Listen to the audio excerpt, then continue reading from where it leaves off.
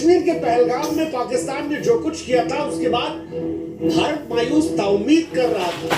हम सब ने प्रधानमंत्री नरेंद्र मोदी को क्रिटिसाइज किया था, लेकिन आज सौरभ, इन दोनों कैंप्स की जो डिटेल जनरल सेना ने बताई उससे बड़ा क्लियर है कि चाहे वो अजहर मसूद हो, चाहे हाफिज सईद हो, ये जिन जगहों पर रहते थे वो कैसी सिक्योर्ड जगह थी, वो उनके पास कैसा एयर डिफेंस सिस्टम था, ये उनके जो कैंप है, ये जो उनके अड्डे हैं, ये जनरल साहब बताए थे कि कैंटोनमेंट के पास है।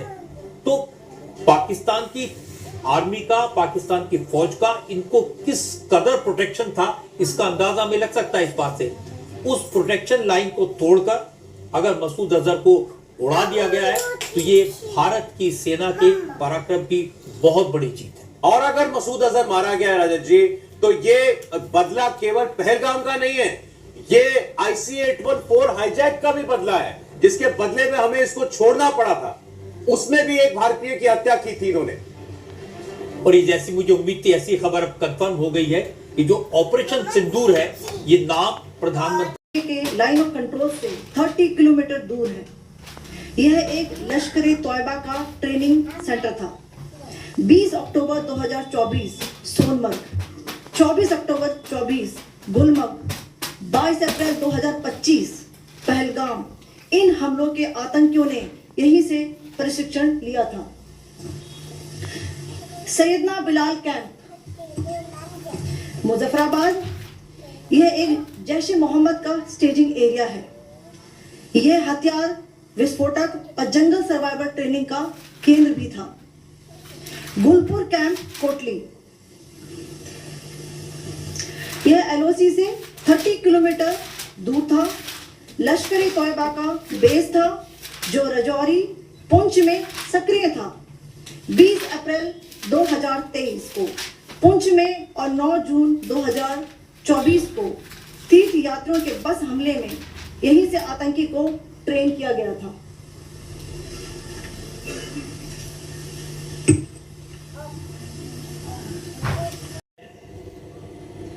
जिस तरह की साजिश रच रहा है, उससे भारत में अस्थिरता पैदा करने में सफल हो जाएगा, तो वो ख्वाब हमेशा हमेशा के लिए छोड़ दे।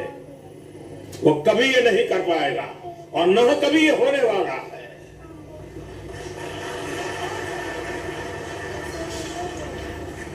बहुत सारी जानकारी है। पहली जानकारी तारीख और समय देख लीजिए, फिर वही तारीख वही है 7 मई, लेकिन समय था 1:11 पर जिस वक्त की ये तस्वीरें ली गई थी। दूसरी बात है कि उसमें आप पहुंचे हैं एयर चीफ और वहां के नेवी चीफ, और उन्होंने ब्रीफ करा कि डैमेज कितना हुआ है।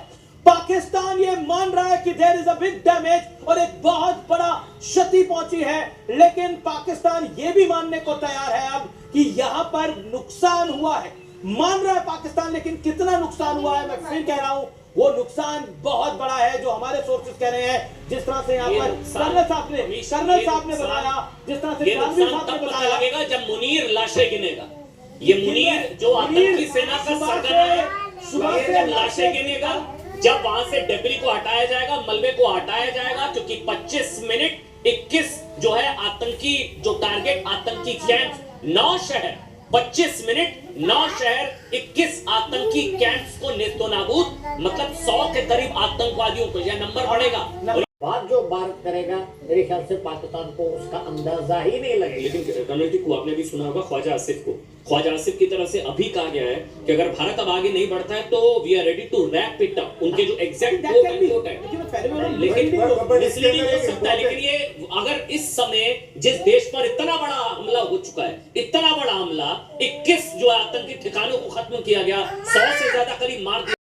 इन हेडक्वार्टर को जीरो इन करके पिन पॉइंट तार करके लो फ्लाइंग मिसाइल के जरिए निशाना बनाया गया, जिससे पाकिस्तान के रडार में वो ना आए। और